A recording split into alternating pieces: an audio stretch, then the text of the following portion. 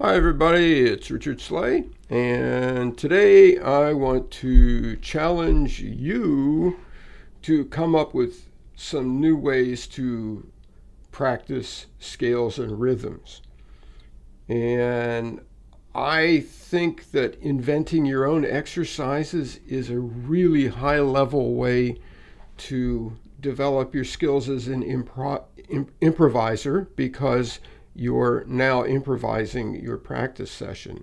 But you want to do it within a structure to keep you from going off the rails into total la-la land. And so I'm going to make up a couple rules for this session. I'm using a key of C harmonica, and I'm only going to use the built-in notes on the harmonica and some chords. And I'm going to stick today with the major scale and the one in the middle of the harmonica.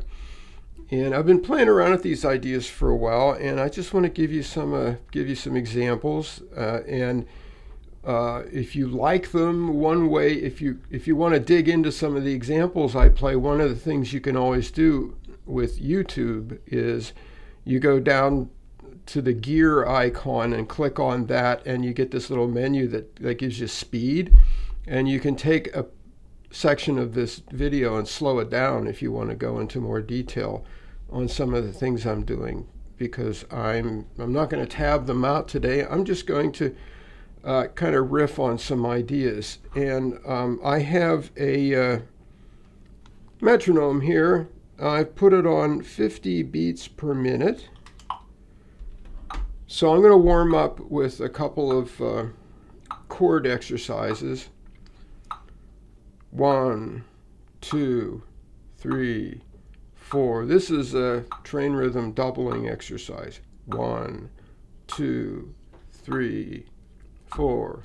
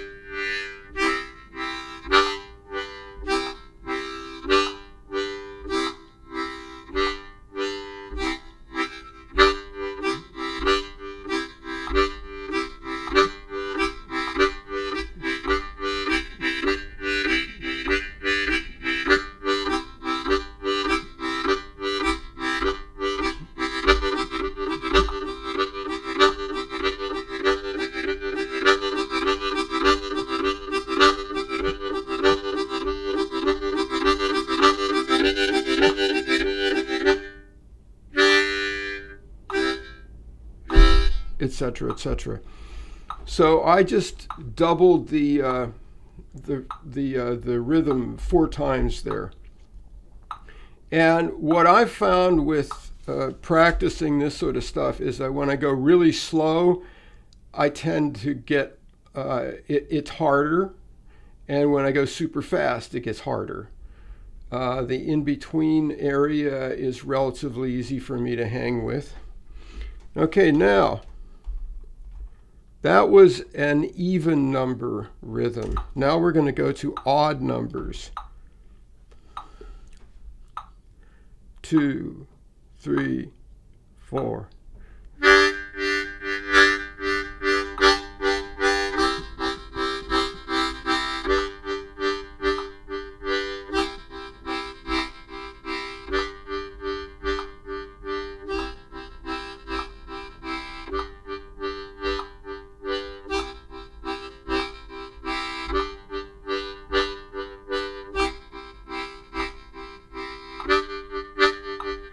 See, I can't pull that one off. That one is going slow, a lot slower than I'm used to working with triplets. I'll take this thing off just to, I'm more used to going.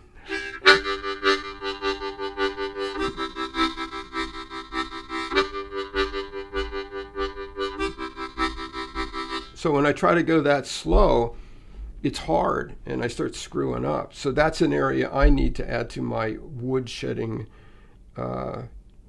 hit list. So I'm going to do this again, and this time I'm going to count 2 and 4 on the beats of the metronome, so that effectively doubles it.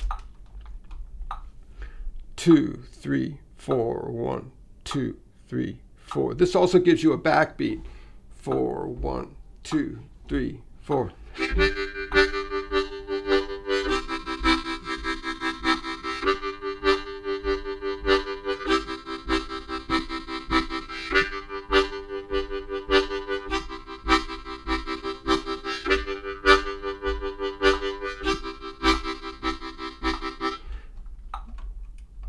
Now, someday, if I keep woodshedding, I'll have enough skill to double that and keep the triplet going.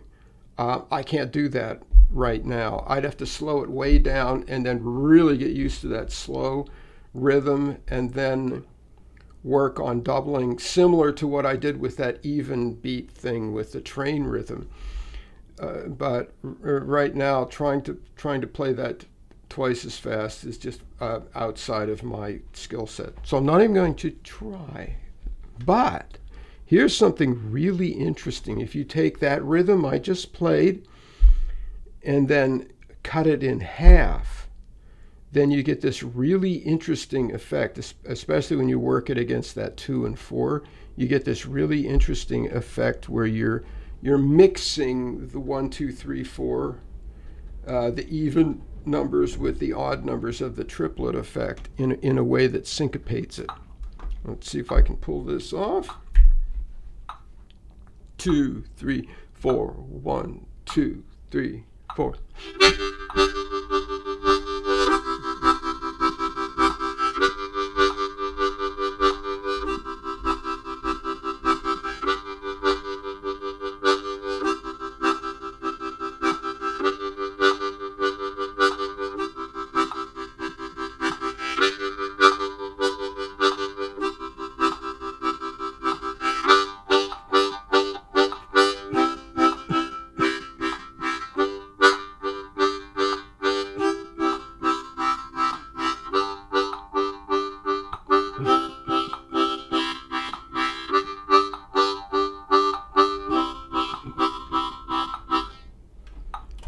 So I'm a little bit off there, but like I said, this is a work in progress. This is what I'm practicing so that I can do this really well.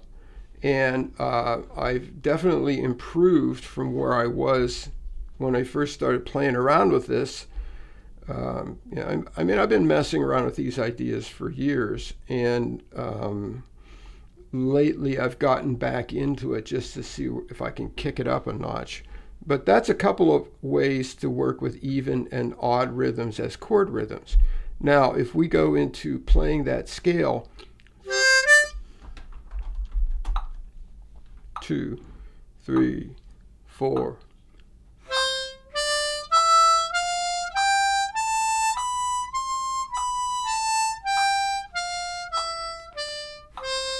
And start thinking of some of the concepts we just did with the train rhythms, and start mixing in other elements. Like you can do pure triplets.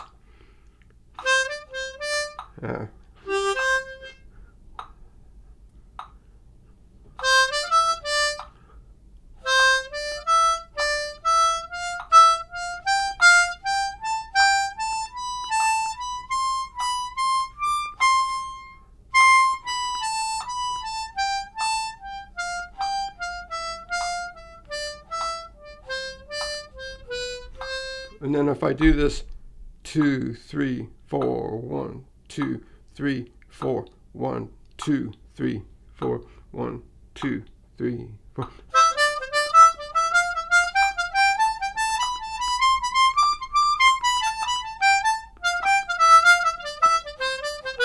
So that doubled it by taking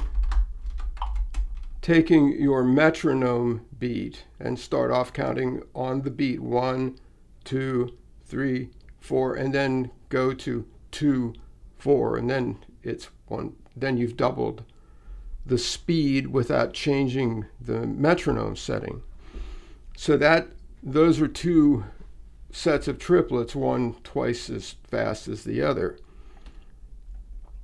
So these are the general building blocks of the things you can practice. You can practice combining elements of even beat subdivisions and odd rhythm subdivisions. Okay, so now I'm just going to riff a little bit and play some examples of playing a scale exercise using combinations of rhythms. I'm going to mix it up between even and odd rhythms, and I'm just going to riff on this idea. 2, 3, 4, 1, 2, 3.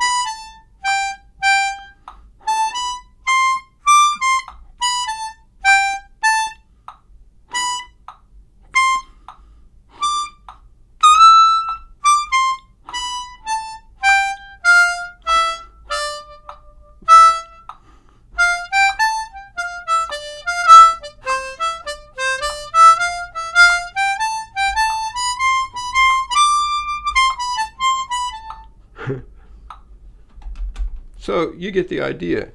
So my challenge to you is to just take some of these building blocks, play around with them one at a time, and then pick two, see if you can mix them together, you know, like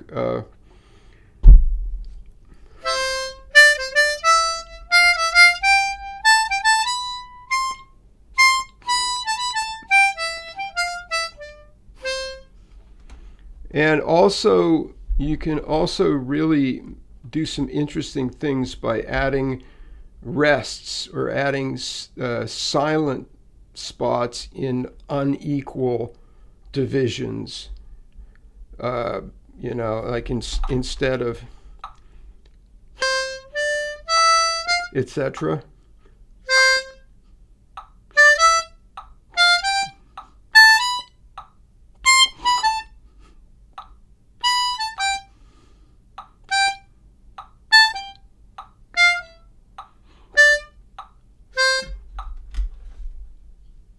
So there you go. I hope that gives you some ideas and a little food for thought on creating your own practice sessions.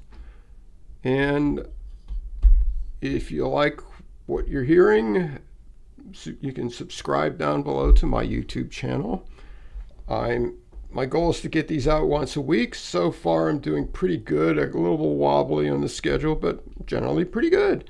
And I also, in the notes below, there's also a free harmonica course that I have available that you can sign up for that goes over real fundamentals for playing the blues harmonica. And I also have a website down below with a bunch of articles and other things that I've archived, and a store where I sell harmonicas and other stuff. Anyhow, I hope you're having a great day and you find some inspiration to do some woodshedding. Have fun with this, and I'll see you in about a week. Thank you.